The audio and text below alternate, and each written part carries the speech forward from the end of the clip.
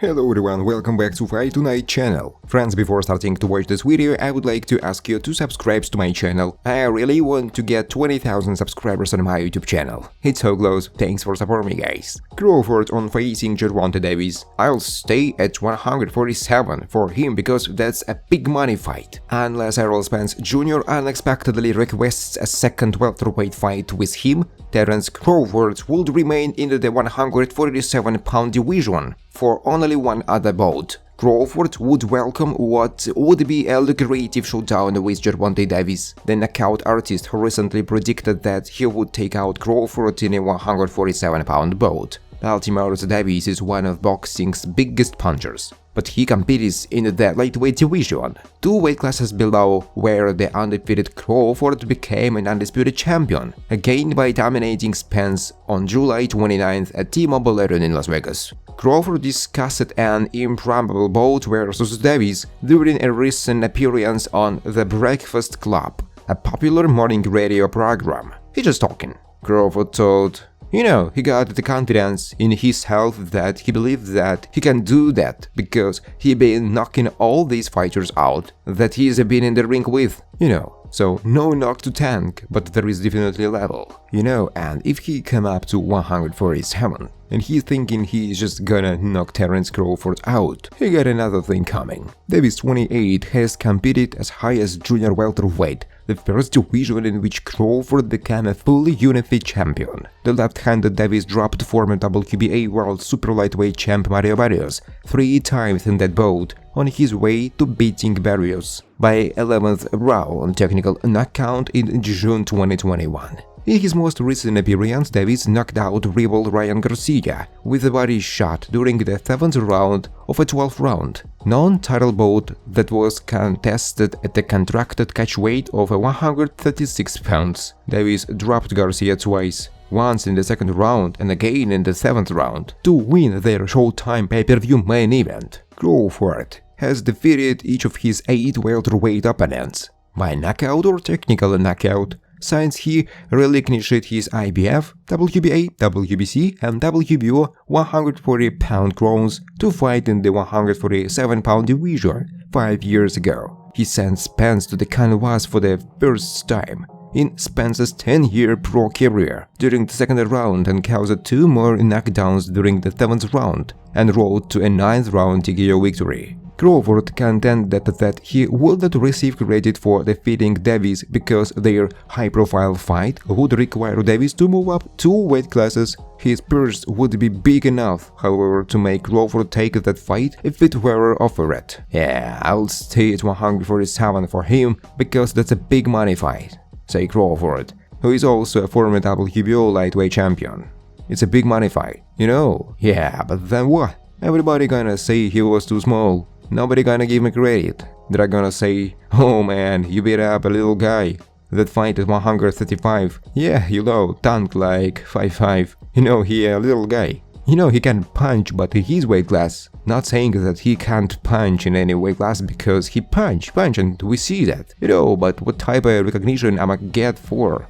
Beating up on tank? A lot of people don't know 135 and 147 is a big jump, that's almost 20 pounds, well 12 pounds, so that's a big jump, Crawford said. Mayweather Promotions CEO blows up amid confusions about Gervonta Davis calling out Terence Crawford. Terence Crawford recently responded to Gervonta Davis claiming he would knock Butt out within 6 rounds at 137. While Crawford understood Davis received his confidence from knocking all these fighters out, the 2-time undisputed champion suggested that he would beat up the little guy that Tank is. Although Butt called a shift from 135 to 147 a big jump.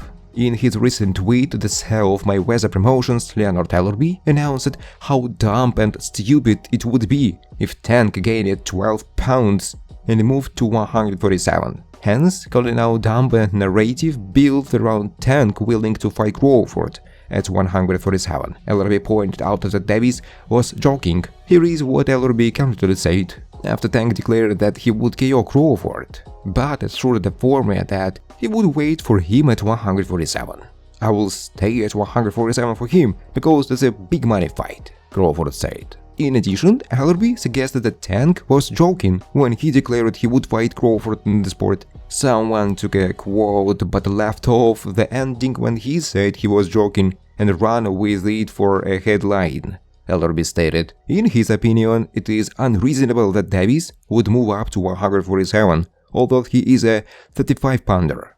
Hopefully Davis would soon clarify whether or not he actually wanted to face Butt. Floyd Mayweather wants Gervonta Davis to fight Naoya Inoue. Is it possible? The Japanese boxer would have to move up and wait for it to happen. Gervonta Davis has been on tier for the past half-decade. Since April of 2018, he has won 4 different world titles in 3 different weight divisions and hasn't lost any of his 10 bouts. 9 of those fights were ended via knockouts. Most recently, Davis took down the tallest opponent of his career, Ryan Garcia, in the 7th round with a brutal body shot. It was the test everyone wanted for both fighters, and Davis passed it with flying colors. Now everyone is wondering what challenge Davis will take on next. Renowned boxing legend Floyd Mayweather has an idea for Tank: set up a fight with the monster, Naoya Inoue. I think Inoue is a hell of a fighter. I would like to see him fight Gervonta at a catchweight. That would be a hell of a fight. Can it actually happen?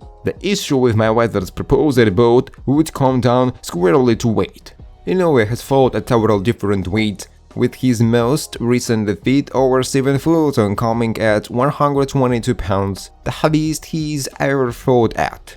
Davis' lowest weight has been 130 pounds. He has settled at 135 pounds and has even fought at 140 pounds. It's not out of the realm of possibility for Davis to come in at a lower weight since he has done it before, but asking Inoue to take on so many pounds seems like a stretch. The Japanese fighter might be up for it, but it would take a long training camp and a strength program. In terms of in-ring entertainment, the fight would be a true spectacle. Both Davis and Inoue have won everything up for grabs to this point and have showcased legendary talent in all of their fights. Shakur Stevenson loses hope on potential Devin Haney fight. Shakur Stevenson made his lightweight debut in April of this year. The featherweight champion is wasting no time as he sets his eyes upon facing Devin Haney for the undisputed lightweight title. Intriguingly, the two have sparred before and were in a tussle over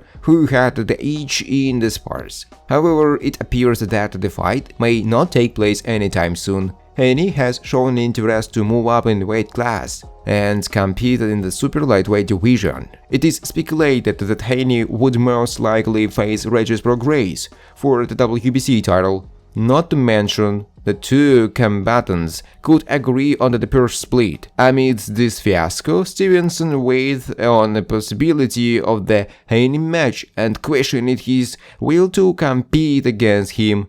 So without further ado, let's jump right in on what he had to say about this potential matchup. In an interview, Stevenson challenged Haney to fight him in the lightweight division. In addition, he asserted that if the bout does eventually take place, then the boxing world would witness him being the victor. He stated, "See, it ain't really, I hope." Thanks for watching, guys. If you like this video, please subscribe to my YouTube channel.